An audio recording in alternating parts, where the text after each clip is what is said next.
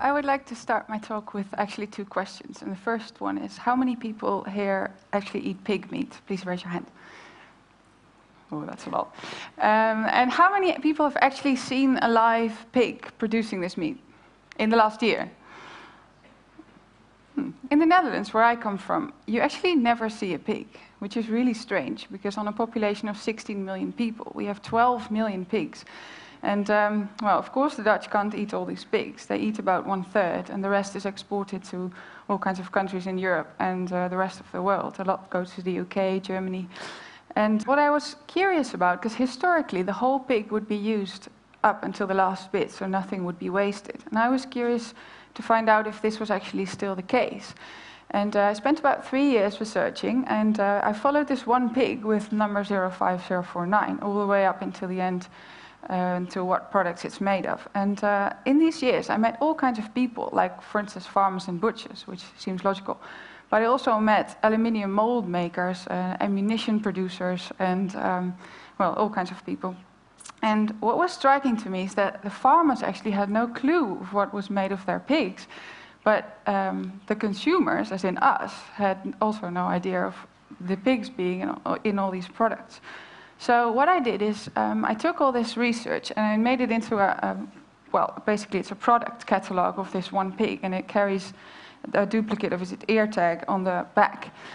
And it consists of 7 chapters. The chapters are skin, bones, meat, internal organs, blood, fat, and miscellaneous. In total, they weigh 103.7 kilograms. And to show you how often you actually meet parts of this pig in a regular day, I want to show you some images of the book. You probably start the day with a shower. So in soap, fatty acids made from boiling pork bone fat are used as a hardening agent, but also for giving it a pearl-like effect. Then if you look around you in the bathroom, you see lots more products like shampoo, conditioner, anti-wrinkle cream, body lotion, but also toothpaste. Then, so before breakfast, you've already met the pig so many times. Then at breakfast, the pig that I followed, the hairs of the pigs, or proteins from the hairs of the pig, were used as an improver of dough. Well, that's what the producer says, it's improving the dough, of course. In low-fat butter, or actually in many low-fat products, when you take the fat out, you actually take the taste and the texture out. So what they do is they put gelatin back in order to retain the texture. Well, when you're off to work, under the road or under the buildings that you see, there might very well be cellular concrete, which is a very light kind of concrete that's actually got proteins from bones inside, and it's also fully reusable. In the train brakes, at least in the German train brakes, there's this part of the brake that's made of bone ash. And in cheesecake and all kinds of desserts, like chocolate mousse, tiramisu, vanilla pudding, everything that's cooled in the supermarket, there's gelatin to make it look good. Fine bone china, this is a real classic, because the bone in the fine bone china gives it its translucency and also its strength in order to make these really fine shapes like this deer. In interior decorating, the pig's actually quite there. It's used in paint for the texture, but also for the glossiness. In sandpaper, bone glue is actually the glue between the sand and the paper. And then in paintbrushes, hairs are used because apparently they're very suitable for making paintbrushes because of their hard-wearing nature. I was not planning on showing you any meat, because of course half the book's meat, and you probably all know what meats they are. But I didn't want you to miss out on this one, because this, well, it's called portion-controlled meat cut. And this is actually sold in the frozen area of the supermarket. And what it is, it's actually steak. So this is sold as cow.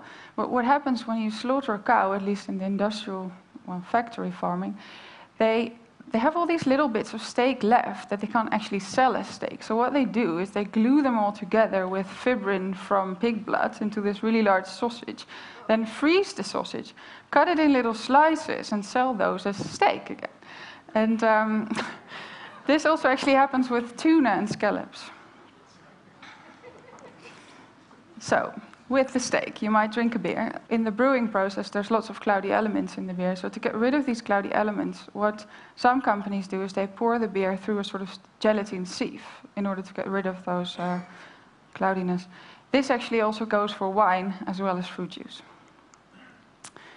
There's actually a company in Greece that produces these cigarettes that actually contain hemoglobin from pigs in the filter. And according to them, this creates an artificial lung in the filter.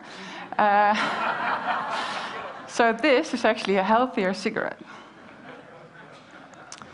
Injectable collagen. Since the 70s, collagen from pigs has been used for injecting into wrinkles. And the reason for this is that pigs are actually quite close to human beings, so the collagen is as well. Well, this must be the strangest thing I found. This is a bullet coming from a very large ammunition company in the United States. And while I was making the book, I contacted all the producers of products because I wanted them to send me the real samples and the real specimens. So I sent this company an email saying, hello, I'm Christine, I'm doing this research, and can you send me a bullet? And, well, I didn't expect them to even answer my email, but they answered, and they said, well, thank you for your email, what an interesting story. Are you in any way related to the Dutch government? I thought that was really weird, as if the Dutch government sends emails to BANYAK.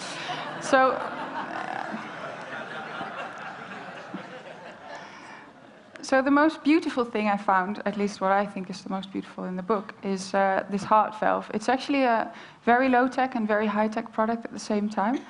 The low-tech bit is that it's literally a pig's heart valve mounted in the high-tech bit, which is a memory metal casing. And what happens is this can be implanted into a human heart without open heart surgery. And once it's in the right spot, they remove the outer shell, and the heart valve, well, it gets this shape. And at that moment, it starts beating instantly. It's really sort of a magical moment. So this is actually a Dutch company. So I called them up and I asked, can I borrow a heart valve from you? And the makers of this thing were really enthusiastic. So they were like, okay, we'll put it in a jar for you with formalin, or you can borrow it, and great. And then I didn't hear from them for weeks. So I called and I asked, what's going on with the heart valve? And then they said, well, the director of the company decided not to borrow you this heart valve because he doesn't want his product to be associated with pigs. Well, the last product from the book that I'm showing you is renewable energy, actually to show that my first question, if pigs are still used up until the last bit, was still true. Well, it is, because everything that can't be used for anything else is made into a fuel that can be used as a renewable energy source. In total, I found 185 products. And well, what this showed me is that, well, firstly, it's at least to say odd that we don't treat these pigs as absolute kings and queens. And the second is that we actually don't have a clue of what all these products that surround us are made of. And you might think I'm very fond of pigs, but actually, well, I am a little bit, but I'm more fond of raw materials in general. And I think that in order to take better care of what's behind our products, so the livestock, the crops, the plants, the non-renewable materials, but also the people that produce these products, the first step would actually be to know that they're there. Thank you very much.